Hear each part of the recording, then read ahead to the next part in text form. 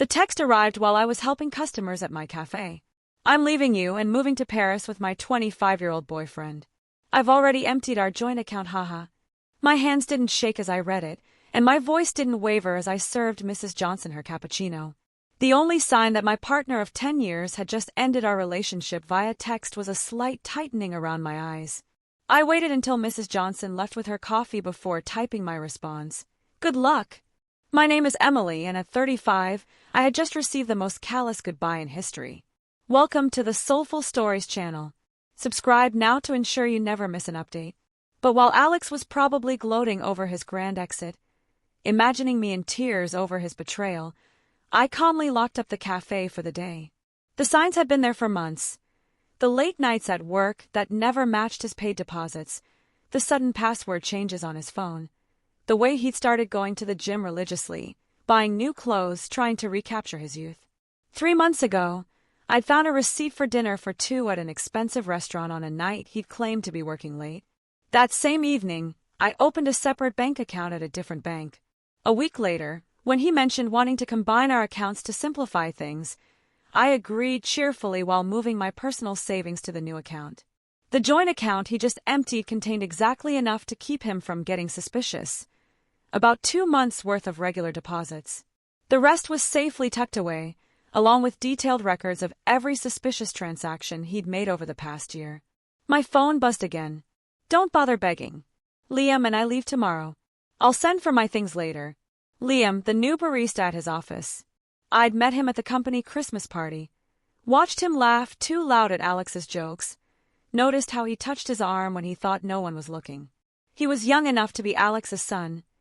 Naive enough to think he was special. I didn't respond to his text.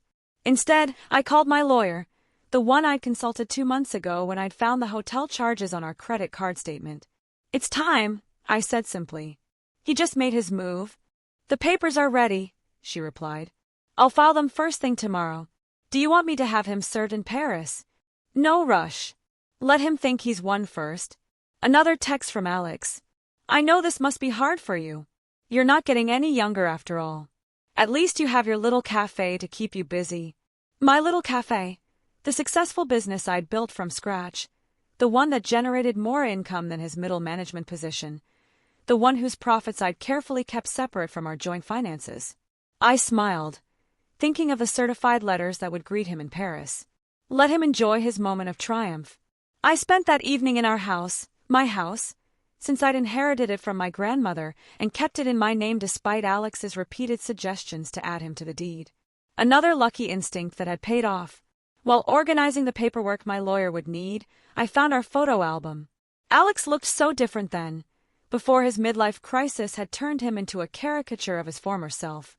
These days, he wore shirts too tight for his softening middle, tried too hard to connect with the 20-somethings at his office, used slang that sounded ridiculous coming from a man of 40. My phone kept buzzing with texts from him, each one more condescending than the last. I've been planning this for months. Liam understands me in ways you never could. You'll be fine. Maybe you'll find someone more your own age. Already told my family. They agree we grew apart. It's nobody's fault really. I screenshotted each message, adding them to my evidence folder. Let him dig his hole deeper. My lawyer would love his casual admission of premeditation, his gleeful announcement about emptying our account. The last text caught my attention. By the way, I used the joint card to book our flights and hotel. Consider it my parting gift. LOL. Perfect. I called the credit card company. Mrs. Brown speaking. I need to report fraudulent charges and cancel a card immediately. Of course, ma'am. Can you identify the charges? 2 first-class tickets to Paris booked today. Hotel charges at the Royal Palace. And I'll need to remove my partner as an authorized user. Do you have documentation of the fraud? Text messages from my partner admitting he used our joint card to book travel with his boyfriend after emptying our bank account. I'll be happy to forward them. The representative's professional tone couldn't quite hide her satisfaction as she canceled the charges. Alex and Liam would arrive at the airport tomorrow to find their tickets invalidated, their hotel reservation canceled. My phone buzzed again. Don't worry about the house. I'll let you stay there until you find something smaller. I actually laughed out loud at that one. Did he really think he had any claim to my grandmother's house? Had his ego grown so large that he'd forgotten whose name was on the deed? Another buzz. And I know the cafe means a lot to you. We can work out a fair payment for your half. My half of the business that I built, funded, and managed myself while Alex complained about my long hours and called it a hobby. I poured a glass of wine, the good stuff I'd been saving for a special occasion. This qualified. Tomorrow, Alex would learn some hard truths about property law and separate assets. But tonight, I'd enjoy the quiet and plan my next chapter. Morning brought a flurry of increasingly angry texts from Alex. What the heck did you do to our credit card? The airline won't honor our tickets, and the hotel canceled our reservation. Answer me. I silenced my phone and headed to my cafe. Friday was always our busiest day, and I had a new shipment of gourmet coffees to unpack. Life goes on, even when your partner runs off with a barista young enough to be his son. Around noon, his mother called. Emily, dear, Alex told us everything about how controlling you've been, how you drove him away. He says you're being vindictive now, causing problems with his travel plans. I put her on speaker while I arranged a window display. Did he mention emptying our joint account and charging tickets for him and his boyfriend on our credit card? Silence. Then, well, he said you left him no choice, that you've been cold and distant. Barbara, I have his texts. Would you like me to read them to you?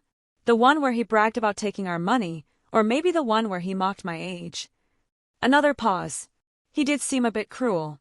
I told him that text message was inappropriate. I appreciate the call, Barbara. I've always liked you, but I think it's best if we end this conversation now. My lawyer has advised minimal contact with Alex and his family during the proceedings. Proceedings? Already. Goodbye, Barbara. By late afternoon, Alex's sister, Amanda, was spreading family gossip through mutual friends.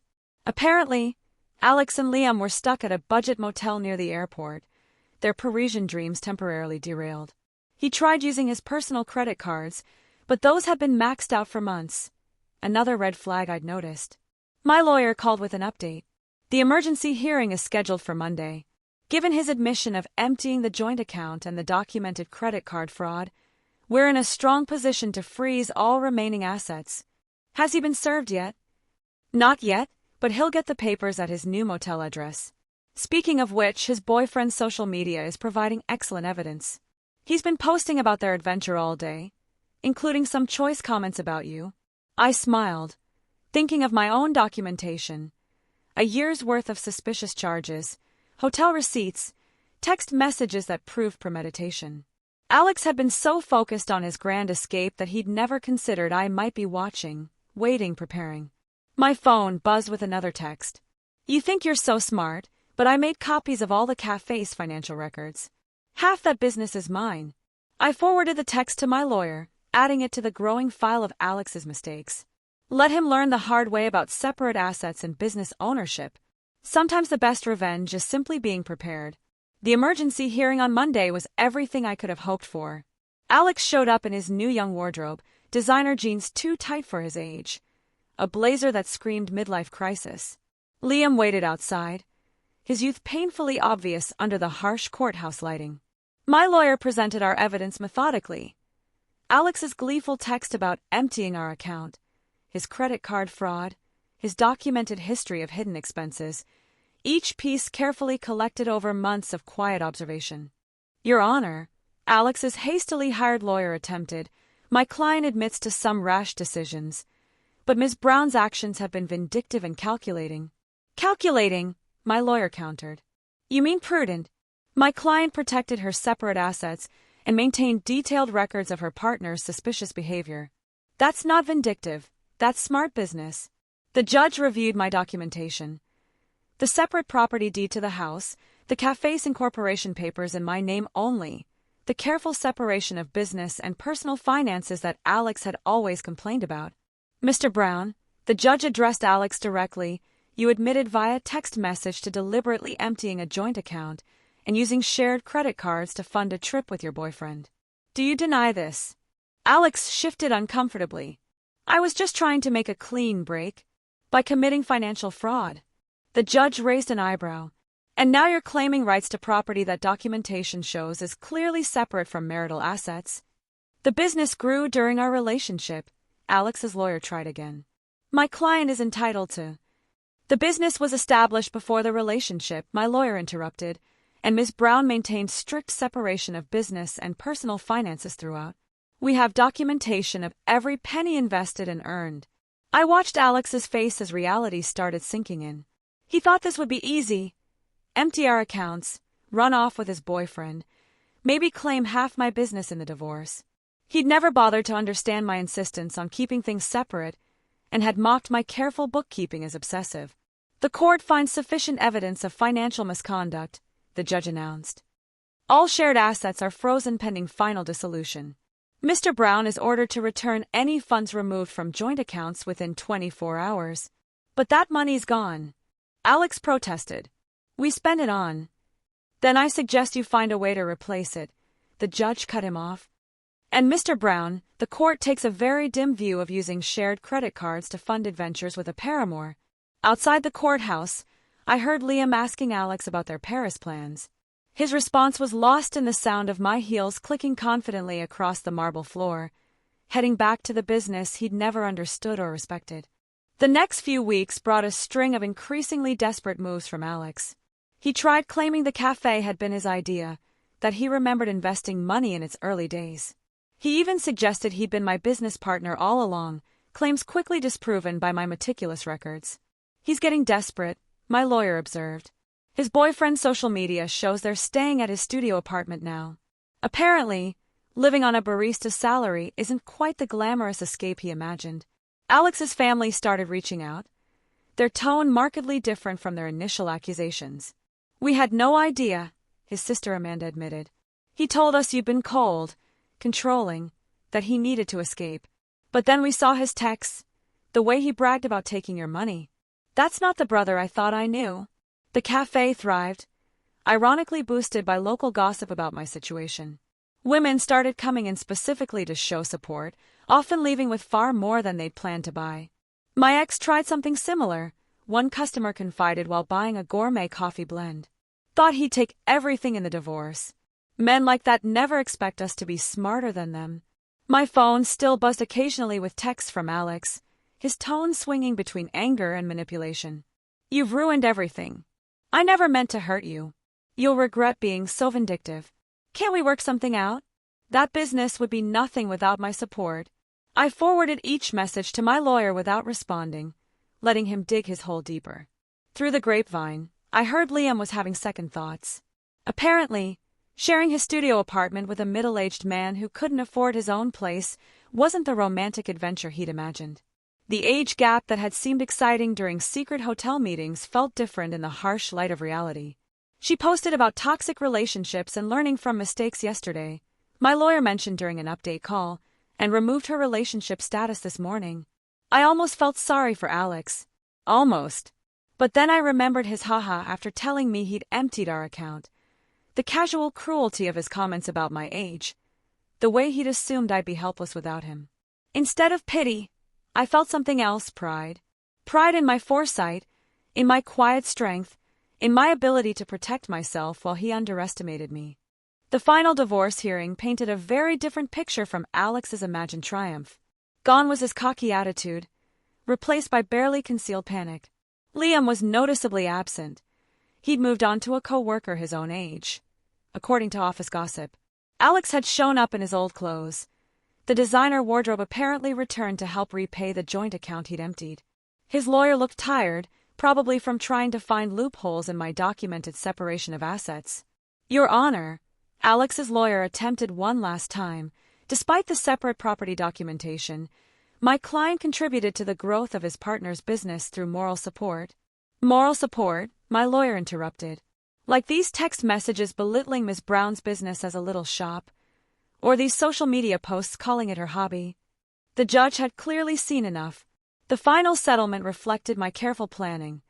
I kept my house, my business, and my separate assets. Alex got his personal possessions and his car, which was worth less than he owed on it. You've destroyed me, he hissed as we left the courthouse. I'll have to move back in with my parents. No, Alex, you destroyed yourself. I just made sure you couldn't destroy me too. His mother was waiting outside, ready to drive him to her house, his new home at 40. The irony of his situation wasn't lost on anyone. The man who'd mocked my age was now living in his childhood bedroom while I continued running my successful business. "You planned this all along," he accused. "You knew this would happen." "No, I just paid attention. And unlike you, I understood the value of keeping good records." His mother stepped between us. "That's enough, Alex. You've embarrassed yourself enough already." As they walked away, I heard her start in on him. "Honestly, what were you thinking? A 25-year-old? Emptying bank accounts? Sending those horrible texts?" I watched them disappear into the parking lot, feeling nothing but relief. Alex had thought he was writing the ending to our story with that cruel text. Instead, he'd merely set my carefully laid plans in motion. My phone buzzed, not with texts from Alex this time, but with notifications of new orders from my cafe's website. Life was moving forward, just not in the direction he'd imagined. 6 months after the divorce was finalized, my cafe had expanded to a second location. The irony wasn't lost on me. While Alex struggled to rebuild his life, the little shop he dismissed was thriving. I'd hired 3 new employees and launched an online store that was gaining traction nationally. News of Alex's situation trickled back through mutual acquaintances. He tried dating apps but found women his age weren't interested in a middle-aged man living with his parents. He tried to claim age discrimination, Amanda told me during an unexpected visit to the cafe. Said they were punishing him for dating someone younger. HR just added that complaint to his file. I was surprised to see his sister in my store, but her presence spoke volumes about how thoroughly Alex had alienated his own family. "I know we didn't support you at first," she admitted, running her fingers over a silk scarf. "He played the victim so well, but watching how he handled everything, how he acted afterward, I'm ashamed we ever believed him." My lawyer kept me updated on Alex's continued attempts to challenge the divorce settlement. Each petition was denied, his claim of unfair distribution dismissed based on the evidence of his own actions. He actually tried arguing that his text about emptying the account was just a joke, she told me, laughing. The judge asked if made theft less illegal. The cafe's success brought unexpected validation. Local business magazines wanted to feature my story, not as a scorned partner but as a savvy businesswoman who protected her interests. Young entrepreneurs asked for advice about keeping business and personal finances separate. "The best protection is preparation," I told one young man who reminded me of Liam. "And always trust your instincts." Alex's mother called occasionally, usually after he'd done something particularly self-destructive. He tried online gambling, hoping for a quick fix to his financial problems. He got involved with a pyramid scheme that promised fast returns. Each attempt to recover his former lifestyle just dug him deeper into trouble. "I don't know where we went wrong with him," she sighed during one call. His father and I offered to help him get back on his feet if he'd just take responsibility for his actions. "But he's still blaming everyone else, you, Liam, his company, the judge." I listened politely but maintained my distance. Their family drama wasn't my problem anymore. My life had moved forward, filled with plans for a third cafe location and a possible expansion into luxury accessories. The only reminder of Alex's impact on my life was a framed screenshot hanging in my office. His final text before I blocked his number: "Have fun with your little shop. At least it'll keep you busy in your old age." Below it sat my latest business award, proof that sometimes the best revenge is simply succeeding on your own terms. 1 year after the divorce, I hosted a grand opening for my third cafe location. The event attracted local media, and the story they wanted to tell wasn't about my failed relationship. It was about a successful businesswoman expanding her brand. Alex's betrayal had become a mere footnote in my success story. The cafe had become more than just a business. It was a symbol of independence, resilience, and the power of preparation. Young entrepreneurs often sought my advice, and I always emphasized the importance of protecting their assets. Alex's mother called one last time, not to discuss Alex but to thank me. "You taught our family an important lesson," she said, "about enabling bad behavior, about making excuses for cruelty. Alex is still living at home, still blaming everyone else for his problems, but we're not defending him anymore. That's your legacy to our family, showing us the difference between supporting someone and enabling them." I thought about that legacy as I reviewed plans for a fourth location. Alex had intended to diminish me, to trade me in for a younger model and take half of everything I'd built. Instead, he'd inadvertently pushed me to become even stronger, more successful. My phone buzzed with a text from my lawyer. Alex filed another petition to revisit the settlement. Judge dismissed it immediately and ordered him to pay court costs. Thought you'd enjoy that. I smiled, thinking of him in his childhood bedroom, still trying to rewrite an ending that had been determined the moment he underestimated me. Sometimes the best revenge isn't about getting even. It's about getting better. 2 years after Alex's cruel text message, I received an invitation to speak at a women's business conference. The topic wasn't divorce or betrayal. It was about building and protecting a successful business. My story had evolved from a cautionary tale to an inspiration. During the Q&A session, a woman asked about keeping business and personal finances separate. My husband says I'm being paranoid, that marriage means sharing everything. My ex-partner said the same thing, I replied, right up until he tried to claim half my business in our separation. Trust your instincts. Protection isn't paranoia. The cafe chain had grown to 5 locations, each more successful than the last. The little shop Alex had mocked now employed 30 people and had been featured in several national magazines. Through mutual friends, I heard Alex had finally moved out of his parents' house into a small apartment above a garage. He'd had to take a lower-paying job after his former company downsized, eliminating his position during restructuring. His dating profile still listed him as young at heart, though his profile photo was clearly outdated. I kept Alex's cruel text message framed in my office, not as a reminder of pain, but as proof of how far I'd come. Below it hung a sign that read, "Success is the best revenge." At the 5-year anniversary celebration of my original cafe, I stood addressing my employees and loyal customers. The space had been transformed from a single little shop into the flagship store of a thriving business empire. Alex's mother attended, though I hadn't sent her an invitation. She waited until the crowd thinned to approach me. "I saw Alex yesterday," she said, smoothing her designer dress, one she'd bought from my store. "He was talking about his glory days, about the life he could have had. He still doesn't understand that he didn't lose everything in the separation. He threw it away." I thought about that text message, his casual cruelty, his assumption that I would crumble without him, how he'd expected me to beg, to break, to prove him right about my desperation. Instead, I'd built something stronger than before. Each new cafe location was a testament to what people could achieve when they stopped dimming their light for insecure partners. His cruel text message had been meant to be an ending. Instead, it had been a beginning, not just for me, but for every person who heard my story and realized they deserved better than someone else's midlife crisis. If you enjoyed this video, please like, share, and subscribe to the channel for more stories of overcoming obstacles and self-esteem. Thank you for watching, and see you next time.